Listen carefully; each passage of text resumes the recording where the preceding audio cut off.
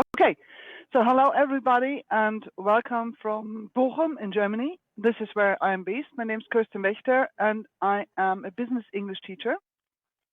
And then you wonder, hold on, why is a business English teacher talking about a no-resource classroom? Because you would think a no-resource classroom is not what you have in business English, right? Yes and no. No-resource classroom for me is actually something that you see here, and this is what most people expect when they think about it, because it's the traditional environment of people from the developed world going to teaching environments in less developed countries, and teaching there really in rural environments and so on. And I've met a lot of people who do this and who are very good at this, but they usually come from like my background, so like academics from the Western world. And that was a traditional situation maybe 20, 30 years ago. This is not the situation we have today when we teach, when we think about a low-resource classroom. The situation that we have today is now actually, we have teachers who work in refugee camps. We have teachers who work in war zones. We have teachers who work in disaster-struck areas. And unfortunately, at the moment, this is what we're looking at when we're looking at Puerto Rico.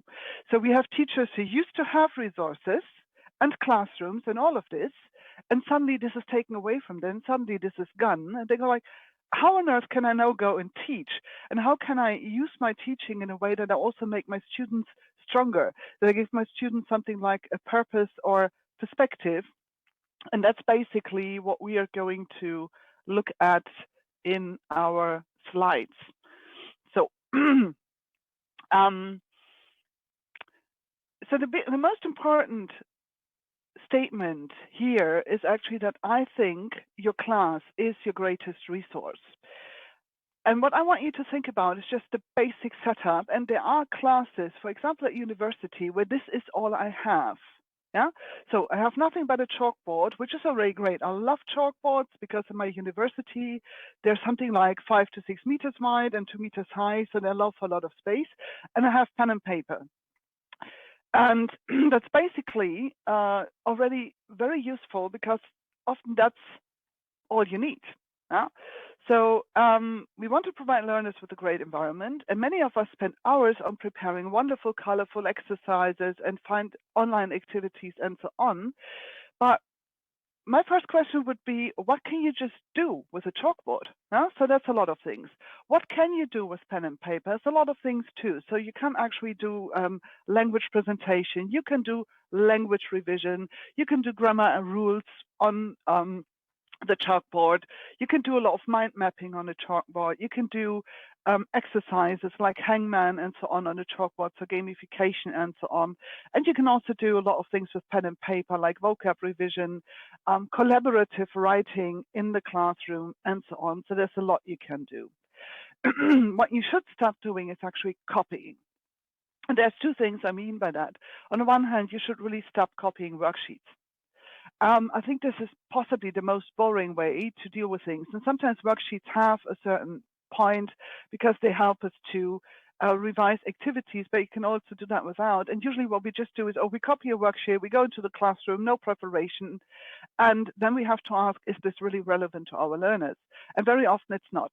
They do the gap fills, but it doesn't help them to produce the language later on when they have to speak in their environment. That's the experience that my students have. And on the other hand, I shouldn't copy other teachers and the way they teach. That's also something I think that's a big risk. You should remember, as the teacher, you are a great resource too, because what you do is you're not just a great resource regarding your knowledge of the language. You're also a great resource with your behavior, with your attitude, with your approach to things, and with your wisdom. So what you should do is, of course, you should design group activities. Group activities are very good because they're like speaking production, and I really like this kind of basic structure, which is from the Vanderbilt University. So you have to kind of like the thinking, the preparation stage, you have the pairing stage where people start the production, and then very important, you always have the reflection stage. Here it is very important that you pair up learners. So you pair up the stronger and the weaker learners, and the stronger learners can always act as something like an assistant teacher, which I think is actually a very nice thing to have. And of course, it's very important that you also take notes on the students' performance and levels. They can give some feedback later on. And you actually get better results out of this collaborative approach, which is something you can do really without a lot of prep too. So that's a very nice thing. Most importantly, don't just let the activity drop at the end. You need to do debriefing so that the students really reflect on what they've learned, what progress they've achieved, and so on. And that's a very important step of this. The other parts I already mentioned, something like Hangman, that I like a lot is gamification.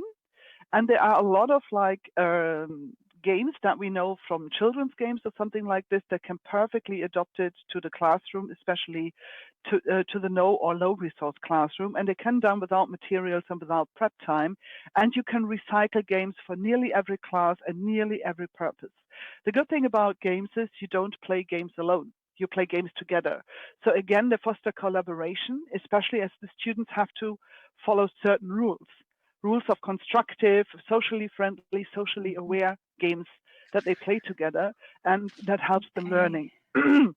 They also develop, we already heard something about critical thinking and the skills we need in the previous talks.